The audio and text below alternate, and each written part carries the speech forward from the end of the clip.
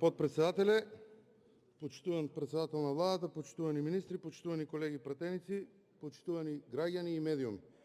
Ќе го искористам поставувањето на пратенички прашања бидејќи го имам присуството на председателот на владата, имено согласно член 38 околу пратеничките прашања и да информирам дека се уште имаме неодговарање помеѓу две седници на писмени пратенички прашања од страна на министри од вашата влада.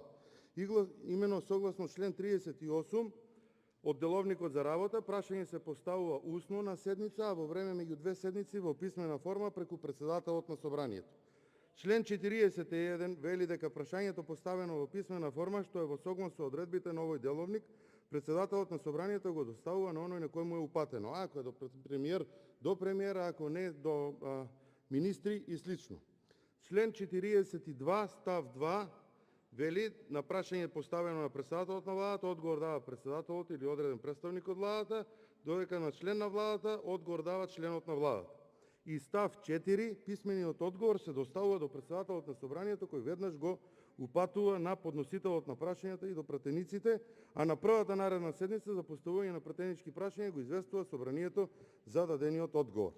Јас имам еден преглед кој што ќе ви го доставам на вас, председателе на владата господине Заев, на кој што на 14 писмени пратенички прашања немаме добиено одговор веќе подолг временски период, и тоа некои се веќе и од јануар 2021 година. Значи се работи за 4-5 месеци. За да бидам коректен, од овие 14 писмени пратенички прашања, 7 се од опозицијата, 7 се од власта.